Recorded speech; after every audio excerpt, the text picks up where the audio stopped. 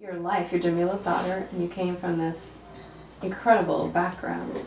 So you were teaching and performing, and you've learned from your mother, and then at some point you have this, I don't know if it's a moment or if it's a gradual aha thing, but you come up with your format, and it's so specific and it's so different. I'm curious about that discovery and where it came from, or where it grew out of. Well, there are so many concurrent energy forces that ended up creating the path, but that found me. You know what I mean? Mm-hmm. Like, really, it chose me. But it all makes sense when it's all put together. But I would say one of the more defining moments in my life that really was a part of an aha moment was when the music shifted in the Middle East. Yeah. That was huge, because in the 70s we had compositions being created for belly dancers, and we'd never heard any of these big pieces with 35-piece bands. And so back then there's no iTunes and there's no CD, there's no nothing. So you'd have to find somebody that went to the Middle East and like had a little teeny tape recorder in their purse, and 007 tried to, record a show. And then by the time they got back to the States, and we'd invite everybody over, my mom would invite everybody over our house, and we'd like pile around like the table and like press that button to like hear this piece.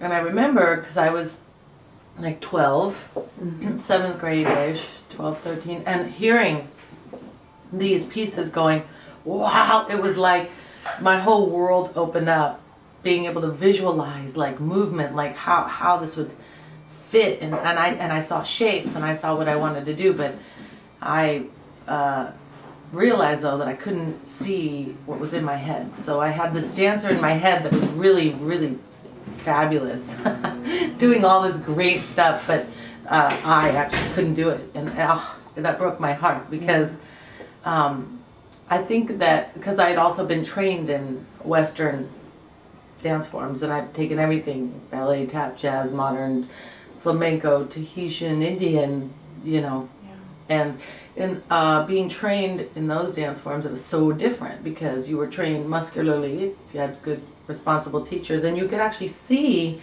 even if you couldn't, like your first day of ballet, like you could see how you get to point, like it's not going to be for years and years, but you get it,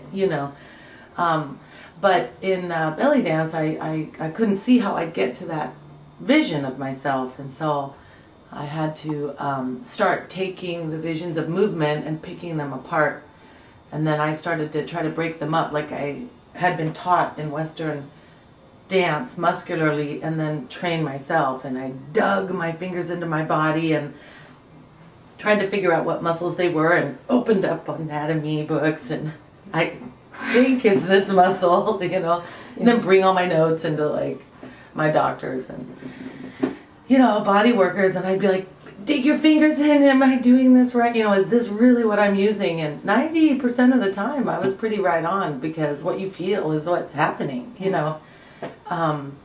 But that's how it started, because I saw the dancer I wanted to be inside my head. There really wasn't a business plan. Right, yeah. It was me, my art, my vision of what I wanted for how I was going to move. And from then, it really took me years, because I was my own guinea pig. I mean, now I have this program, this certification program. It's all laid out, everything's organized, and here's this video, and you learn this, and then this choreo. But back then, it took me years to even, it took me, I could really, like my high school to develop my vibration. But now I can tell you can get it like in a year or less, Right, because we're not inventing it. It's right. already the like, wheel. This is what you do, because I had to make mistakes. But that's how it all started. Yeah, and it's so specific and yet simple.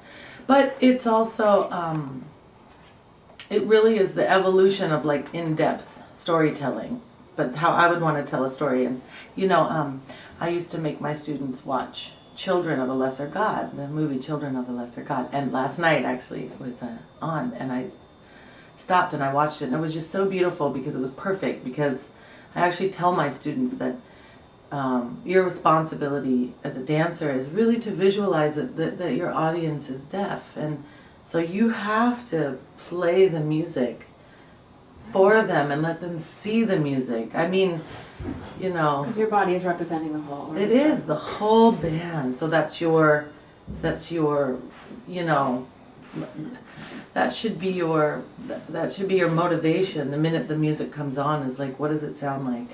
I mean, if in the movie Children of a Lesser God, if she can physicalize what waves sound like water waves, then the least we can do is, Right.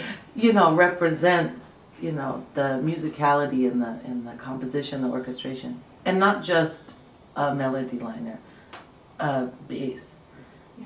You know, the real emotional context. Like, she can do waves, and she can even have the emotional connection between not just what they must physicalize, but also how they affect her. And so that's what we work on in level 3. I can't wait. Yeah.